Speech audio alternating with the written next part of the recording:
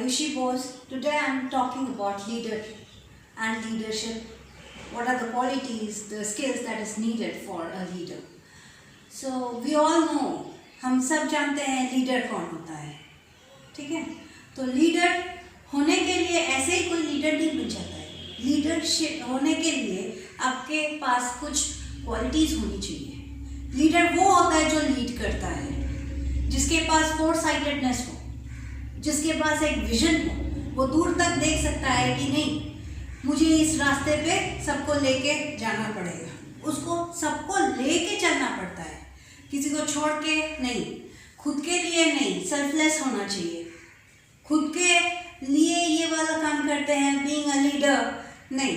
वो तो मैं लीडर हूँ, मैं जो मांगूंगी या चाहूँगी वो तो सबको करना पड़ेगा. But is it a very good leader? Is it the example of a good leader? Of course not. वो अच्छा लीडर है ही नहीं जो सिर्फ अपने बारे में सोचे. एक लीडर को अपना छोड़ के दूसरों के बारे में पहले सोचना पड़ता है, सोचना चाहिए, तब वो एक अच्छा लीडर बन के उभरेगा. लीडरशिप के लिए क्वालिटीज क्या क्या स्किल्स चाहिए आपको? Willingness to listen. A leader should be a very good listener. एक लीडर वही बन सकता है जो लोगों को सुने. ये नहीं कि खुद से बोल दे, भाषण दे दे और वो चले गए, और वो दूसरा आदमी जो उसे फॉलो करते हैं उनको अगर कोई प्रॉब्लम है या कुछ, वो जाने ही नहीं और उसको बोल दे भाषण. उसको फीडबैक हमेशा चाहिए. वो सुनेगा जब उसको फीडबैक मिलेगा कि प्रॉब्लम क्या है, प्रॉब्लम कहाँ पे आ रही है, क्या काम ज़्यादा हो रहा है, क्या काम कम हो रहा है, कौन सा प्रोडक्ट सेल हो रहा है, कौन सा प्रोडक्ट का मांग कम हो रहा है, कौन सा चीज़ चाहिए, आने वाला हो सकता है, संभावनाएं क्या है. ये सारा चीज़ उसको सुनने से उसको पता चलेगा कि नहीं. So he should be a very good listener first, ठीक है? उनको जो फॉलो करते हैं उनको पहले उसको सुनना चाहिए. दूसरा है कि उसमें प्रिजर्वेंस होना चाहिए. एक चीज़ को करने की क्षमता होनी चाहिए, वो करे. डिफ़िकल्ट प्रॉब्लम्स आएंगे उसको, और उसको सॉल्व करना भी उस लीडर को ही पड़ेगा. ये नहीं कि दूसरे आपके जो सबऑर्डिनेट्स होंगे, आपको जो फॉलो करते हैं, आपके अंडर में जो काम करते हैं, वो आपको नहीं बता सकते. कभी कभी हो सकता है कि वो भी ब्रेनस्टॉर्मिंग जब होता है, ब्रेनस्टॉर्मिंग सेशंस जब होते हैं, एक 1-to-1 इंटरेक्शन जब होती है, तब वो हो सकता है 1-2 पॉइंट वो भी दे. तो वो, लेकिन हमेशा संभावना ये नहीं कि वही करके हमको देगा. एक लीडर को खुद से प्रॉब्लम सॉल्विंग एबिलिटी होनी चाहिए. So he should have perseverance. He should be honest. अगर उसने कोई प्रॉब्लम सॉल्व नहीं किया है, किसी उसके टीममेट ने किया है, तो उसे उसका नाम बोलना चाहिए. You should be honest enough to say no, this kind of work is going to be for this person only. जो सबऑर्डिनेट है उसका नाम उसे बोलना पड़ेगा, बोलना चाहिए. उसे वो झुटला नहीं सकता है. Then he is a good leader. अगर वो ना झुटलाए. A leader should be empathetic. उसे एम्पैथी, दूसरे का प्रॉब्लम भी समझना चाहिए, किसे कहाँ प्रॉब्लम आ रही है, उसे जाके वहाँ पे सॉल्व भी करना चाहिए, ठीक है? And he should B selflessness. उसे कोई अपना कोई चीज़ हासिल करने के लिए हम कुछ काम करवा रहे हैं, ऐसा नहीं. उसको सबका लेके चलना है. उसको अपना ही सोच के ऐसा करना है या समथिंग, अपने ही बेनिफिट के लिए नहीं सोचना है. उसको दूसरों के बेनिफिट के लिए पहले सोचना है. उसको कंपनी के बेनिफिट के लिए सोचना है. या अगर लीडर आपका मान लीजिए एज अ पॉलिटिशियन लीडर है, उसको उस स्टेट का या उस कंट्री का भलाई के लिए पहले सोचना है, बाद में अपना. तब वो एक अच्छा लीडर कहलाता है. दूसरा, then there should be trust. Leader को ट्रस्ट वर्दी होना चाहिए. ये नहीं कि आज हम एक बात बोल रहे हैं और कल जाके हम उसको झुठला देंगे. बात से पलटना नहीं है. जो बोल दिए उस पर हमको स्टैंड करना है. तब लोग मुझे सुनेंगे, तब लोग मुझ पे ट्रस्ट कर पाएंगे, और उस चीज़ को मैं काम करके दिखाऊंगी. देन मैं वो ट्रस्ट बिल्डिंग करती हूँ लोगों के ऊपर, ठीक है। और उसके बाद then there should be decisiveness too, बहुत से टाइम पे ऐसा देखा गया है कि लीडरशिप क्वालिटीज होने के बाद भी वो जल्दी से कोई डिसीजन नहीं ले पाते हैं, उनको टाइम लग जाता है बहुत ज़्यादा। सो लीडरशिप में ऐसा होता है कि तुरंत with in a click of a second उसे एक डिसीजन लेना पड़ता है बहुत सी जगह पे। तो वैसे उसको सही गलत एक विद इन अ सेकेंड उसको वो ले पाए, ऐसी क्षमता होनी चाहिए उसमें। तो वो सारे स्किल्स उसको डेवलप करनी पड़ेगी। Then he should have integrity, he should have integrity, that is he should refrain from sharing the secrets of his company, of his country or his organization from others. He should have that kind of thing, कि ये नहीं कि मैं पहले जाके बोल देती हूँ कि हम तो ये करने वाले हैं, तो क्या होता है जो हमारे ऊपर ट्रस्ट है हमारा कंपनी का वो घट जाता है, ठीक है।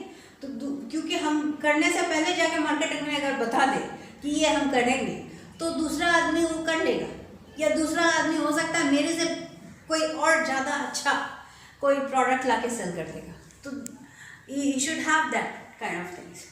देन आप जैसे लीडर, ये तो हुए लीडरशिप स्किल्स। अब लीडर कौन है? एक कंपनी का सीईओ भी लीडर होता है, उसमें भी ये सारी क्वालिटीज़ होनी चाहिए। एक कंट्री का जो प्राइम मिनिस्टर होता है वो भी एक लीडर है, उसमें भी ये सारी क्वालिटीज़ होनी चाहिए। एक चीफ मिनिस्टर वो भी एक लीडर है, उस स्टेट का लीडर है, उसमें भी ये सारी क्वालिटीज़ होनी चाहिए। एक ऑर्गेनाइजेशन जैसे घर में भी लीडर्स होते हैं, जैसे mom and dad, mummy and पापा, वो लीडर्स होते हैं, ठीक है। तो दोनों को देयर इज व्हाट, दोनों एक दूसरे के तालमेल साझेदारी से घर को चलाते हैं। घर भी एक ऑर्गेनाइजेशन ही है, ठीक है। एंड प्रोडक्ट्स कौन है? हम, बच्चे प्रोडक्ट्स हैं, ठीक है। तो now who is a very good leader? जब एक लीडर के बारे में हम बोलते हैं, हम लीडर, तो लीडर बोलने से किसके बारे में आप सोचते हैं? कौन सा फेस, कौन सा चेहरा आपके सामने उभर के आता है? आप ऐसे बोल सकते हैं बिजनेस वर्ल्ड से, क्योंकि मैं एक एंटरप्रेन्योर हूँ, तो मैं बिजनेस वर्ल्ड से ही आपको एक एग्जांपल देना चाहूँगी। वो है हमारे श्री रतन नवल टाटा। रतन टाटा जब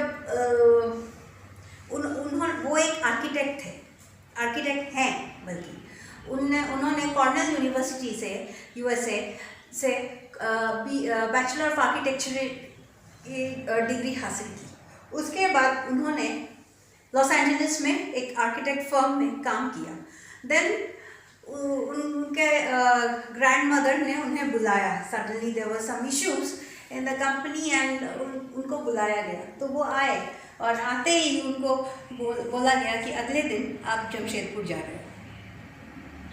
So he comes, that person comes from Los Angeles, he was working, वहाँ पे एक अच्छी खासी उसकी जॉब थी, he was working there, all settled, and suddenly he comes down to Bombay, where his grandmother was ailing, she had some illness and all, so and उनको वो बोलते हैं कि आप जमशेदपुर जा रहे हैं और वहाँ का काम आप देखिएगा। So he was like, उन्होंने कभी सोचा ही नहीं था लॉस एंजलिस छोड़ के आने के बाद वो यहीं पे बॉम्बे में आएंगे, और बॉम्बे से भी उनको कहाँ जाना पड़ेगा? वो जाना पड़ेगा उनको आपका जमशेदपुर। तो ठीक है, वो चले गए। तो first time he was working with, he came to Jamshedpur, he didn't like the place. First he didn't like the place, but then he was like, okay, I'll be staying here and then I'll just push off again. तो उन्होंने क्या, he was working with Tata Steel, वो blast furnace में first he was working, so he knows all the people in Tata Steel and he knows nook and corner of Tata Steel very well because he started from there. So even वो shovel में लेके वो क्या बोलते हैं आपका sand भी इसमें भट्टी में झोंके हैं, कोयला कोयला भी भट्टी में झोंके हैं, ठीक है। तो he started from there, he has Cornell University का degree, he has a management degree from Harvard Business School, and still वो एक शवल लेके वो कोयला भी झोंके है भट्टी में, ठीक है। वहाँ पे टाटा स्टील में जब उन्होंने शुरुआत की, वहाँ से शुरुआत की, फिर वो चले गए बॉम्बे। वो अपने ग्रैंडमदर को बोले कि ऐसा ऐसा है, because he was not getting adjusted to Jamshedpur. अच्छा, जमशेदपुर में भी उनको क्या किया गया था, उनको फ्लैट्स में रखा गया था। He was not getting any facility like he is one of the Tatas, नहीं, उनको एज अ एम्प्लॉई ही ट्रीट किया जा रहा था। और उनको बोला गया था कि आपका जो टाइमिंग्स है उस टाइमिंग में आपको गाड़ी लेके पिक करेगी, टाटा स्टील के अंदर छोड़ देगी, आपको काम करना पड़ेगा, एंड उसके बाद आपका जब छुट्टी होगा आपको गाड़ी ड्रॉप कर देगी घर। उसके बाद आपको अगर टाउन जाना है, जमशेदपुर टाउन घूमना भी है, तो आपको गाड़ी कंपनी नहीं प्रोवाइड कर सकती। So you have to take your own cycle or your own vehicle and you have to move around in Jamshedpur, ठीक है भाई। वो वहाँ भी किए। Then he got an assignment at NALCO. NALCO जो घाटे में जा रही थी, टाटा ग्रुप, टाटा सन्स का कंपनी, उसको उसने नालको को वापस प्रॉफिट मेकिंग कंपनी में तब्दील किया। उसके बाद 1990 में जे.आर.टी. टाटा ने बॉम्बे हाउस में रतन नवल टाटा का नाम प्रपोज किया as a group chairman, Tata Sons group chairman के तौर पे उनका नाम प्रमोट किया गया। तो जब रतन टाटा को बॉम्बे बुलाया गया, वो गए, वहाँ पे डिस्क्लोज हुआ कि उनको एज अ जे.आर.टी. टाटा के बाद उनको प्रमोट किया जा रहा है, and he is going to retire by 1991। So that time he was working with Tata Motors. So when he was working with Tata Motors, उन्होंने उस टाइम पे 2 गाड़ी लॉन्च की। One was Tata Sierra,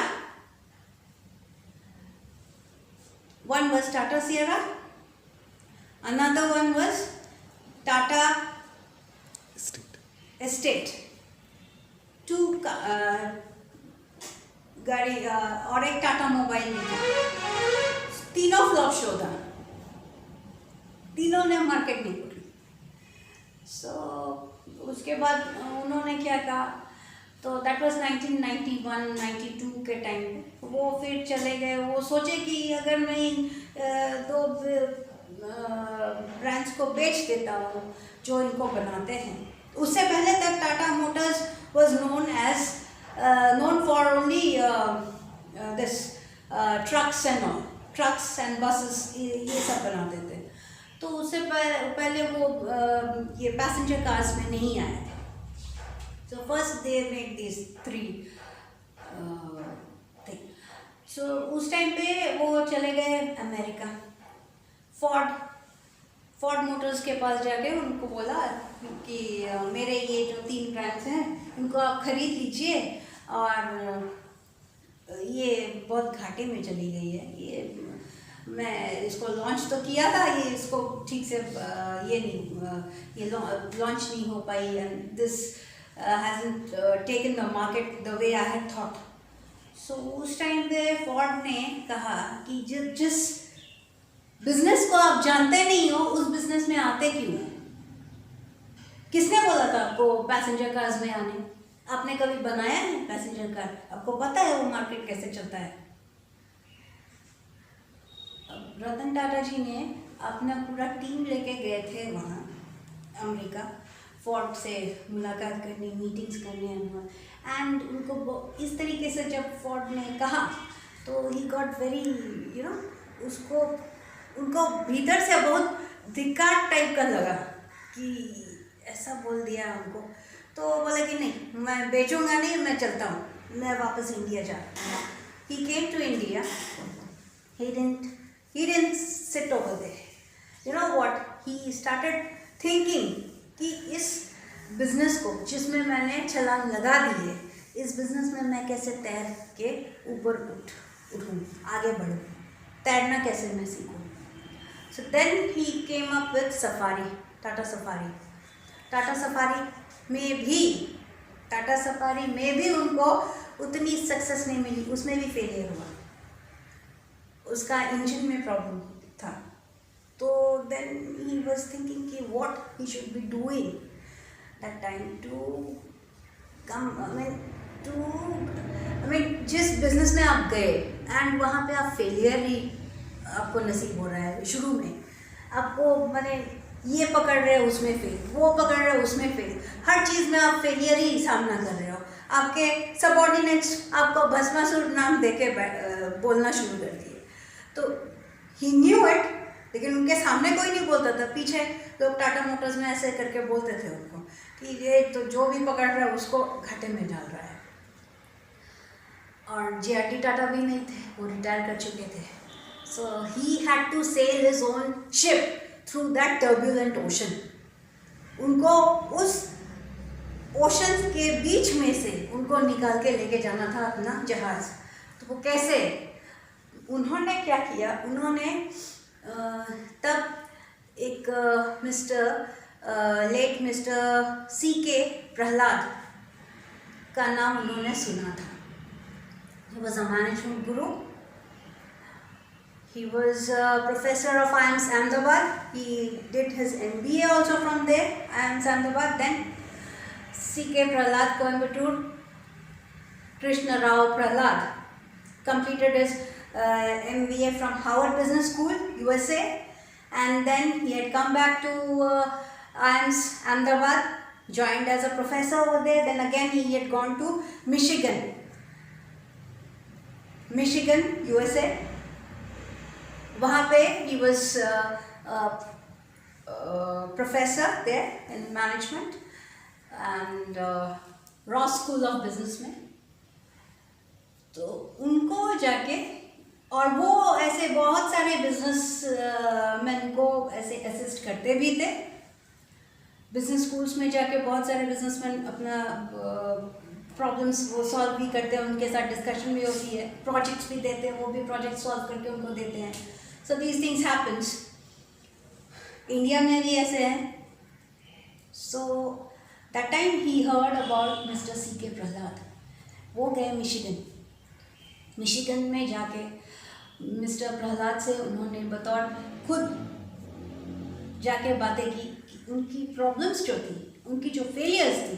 He went and he told that person. He was a management guru. And he told Mr. Tata, Ratan Tata, he was a strategist also. He told, you have to change things. And how you change? You have to think in a way so that there's a game changer, there's a turning point in your organization. So, and from there, he started building up the Tata brand. वो उस time पे फिर धीरे धीरे टाटा इंडिको launch हुआ.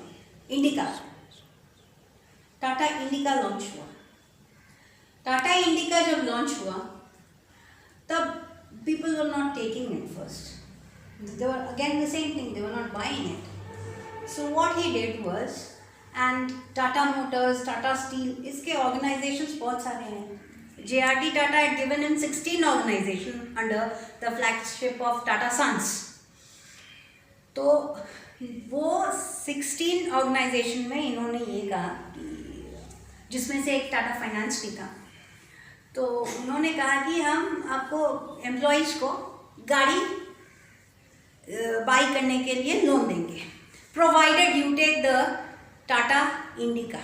You buy Tata Indica and Tata Finance is going to finance for you, give you the loan. Fine. Every employee of the Tata group of companies bought Indica. They were getting the loan and they bought Indica. When they started buying Indica, so many people, so many employees, they went and bought Indica. तो जब indica उन्होंने खरीदा, रास्ते में market में भी indica चालू होना शुरू किया. वो तो रोड से ही जाएगा ना, तो रोड में लोगों ने इंडिका देखा. उस टाइम पे मार्केट कैपिटलाइजेशन मारुति का 80% था स्मॉल कार सेगमेंट में। इंडिका आया, लोग इंडिका में डाइवर्ट हुए। बहुत सारे ऑर्गेनाइजेशन के लोग, बहुत सारे ऑर्गेनाइजेशन आप छोड़ दीजिए, ऐसे भी बहुत से लोग इंडिका जैसे देखें, it was like a marketing thing, एक एडवर्टाइजमेंट हो रहा है, इंडिका जा रहा है, हाँ मारुति तो ले लिए, इंडिका लेना है तो वो इंडिका लिए। Like that the sale started picking up, sales pick किया and Indica became a establishment. So he got established as a passenger car maker. Now Indica made him established him as a passenger car maker. Then he went to Indigo, the second segment he went. तो Indigo भी वो cell किए, but that was not that time Ford had just entered the market. Ford was already there, and Maruti had two variants, Esteem and 1000 को तो बहुत जल्दी उसने change करके Esteem में ले आया। Esteem was there and Indigo was also there. So Indigo जाते Indigo के बाद वो फिर उन्होंने मार्केट में ये स्प्रेड कर दिया कि I am going to give ₹1,00,000 1 lakh में मैं गाड़ी लूँगा। Mister C.K. Prahalad had written a book by the name Fortune at the Bottom of the Pyramid. He had told Mr. Tata कि आप बॉटम ऑफ द पिरामिड में देखिए, you get fortune there, spread ज़्यादा है, लोग ज़्यादा है, कम पैसे में अगर गाड़ी लेके दीजिएगा तो वो स्कूटर वाले और मोटरसाइकिल वाले चेंज हो जाएंगे 4 चक्का पे। तो that was how he got the idea of getting Nano on track. Then we all know, हम सारे जानते हैं नैनो का जो स्टोरी था सिंगूर में, वेस्ट बंगाल में क्या हुआ और क्या नहीं हुआ, एंड देन उन्हें बहुत ही फाइनेंशियल लॉस का सामना करना पड़ा, लेकिन फिर भी उन्होंने ये नहीं कहा कि हम ये प्रोजेक्ट को ड्रॉप करते हैं। उन्होंने रातों रात डिसीजन लिया कि हमें लैंड चाहिए कहीं भी और वहाँ जाके हम इस कार को मैन्युफैक्चर करेंगे। So then what happened, they started shifting the Gujarat government ने उन्हें सानंद में फैक्ट्री डालने के लिए लैंड मुहैया करवाया, एंड रातों रात वहाँ से सारा कुछ जो भी मशीनरीज थी सारा कुछ उठा के वहाँ लेके गए। Few robots were also implemented. Because time उनके पास बहुत कम था, क्योंकि जो यहाँ पे सिंगूर में जो प्रॉब्लम्स आई थी उसके लिए टाइम बहुत उनका जा चुका था। सो एक प्रोजेक्ट को लॉन्च करने में टाइम का बहुत महत्वपूर्ण ये होता है। Time is very important. Entry time अगर ज़्यादा हो जाए तो फिर वो प्रोजेक्ट घाटे में जाती है। सो एनीवेज वहाँ पे सब रोबोट से काम करवाया गया एंड टाटा ने लॉन्च किया टाटा नैनो, जो कि 1 लाख में वो उन्होंने कहा था, बट वो ऑन रोड आया था 1,35,000 ऐसे ही कुछ था, मुझे उतना ठीक से याद नहीं है अभी, 1,35,000 ऐसे ही कुछ पड़ा। सो एंड इसे दिस वाज द स्टार्टिंग। तो मिस्टर टाटा तो पैसेंजर कार सेगमेंट में अब वो चल पड़े। Then he didn't stop over there, he went into telecom business. He started Indicom,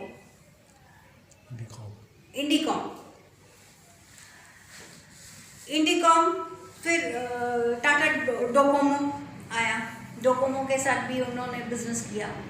then after some times he stopped that business, he came out of it. उसके बाद क्या हुआ, देन रतन टाटा ने उन्हीं के लीडरशिप में under Tata Steel bought Chorus. Tata Tea bought Tetley Teas. And Tata Motors के पास अब फोर्ड आ गया, क्योंकि उसका लैंड रोवर्स एंड जगुआर दोनों घाटे में जा रहा था। ये दोनों ब्रांड लेके आए हैं फोर्ड टाटा मोटर्स के पास कि ये मेरा आप खरीद लीजिए, आप बेचना चाहते हैं। तो उस टाइम पे देखिए, पहले रतन टाटा जी जाते हैं अमेरिका, उनके पास अपना ब्रांड बेचने।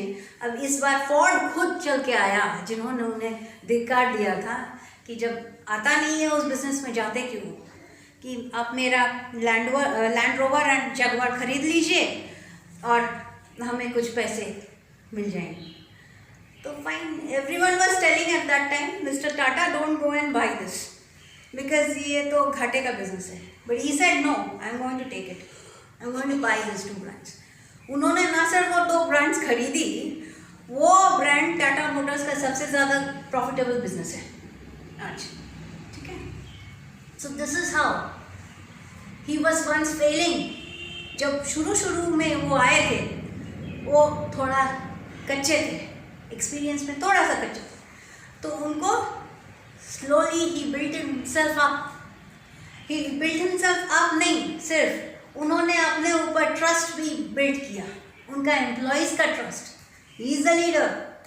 उनके फ्लैगशिप में उनको जे.आर.टी. टाटा ने 16 कंपनीज दी थी टाटा सन्स के अंदर, and he was the chairman of Tata Sons that time. आज रतन टाटा ने उन 16 कंपनीज को 80 कंपनी में तब्दील करके टाटा सन्स को एक ग्लोबल कॉन्ग्लोमरेट के हिसाब में खड़ा कर दिया लोगों के सामने, और आज टाटा सन्स एक ग्लोबल कंपनी होके खड़ा हो गया है। आज सॉल्ट से लेकर सॉफ्टवेयर तक टाटाज का नाम है। So this is how a leader should be, a leadership quality. अगर आपको लीडरशिप जानना है, पढ़ना है, एक लीडर बनना है, तो ऐसे चरित्र को देखिए और ऐसे चरित्र को पढ़िए, उनसे कुछ सीखने का कोशिश कीजिए। वो हारे थे, वो भी फेलियर का सामना किए थे, लेकिन उन्होंने हार नहीं मानी। उन्होंने नहीं कहा कि हम छोड़ के चले जाएंगे, नहीं, उन्होंने उस हार का, उस फेलियर का सामना किया और उसको जीत में बदल दिया। So this is how a leader should be. Thank you. आज के लिए इतना ही। Please subscribe, like and share my channel. Thank you.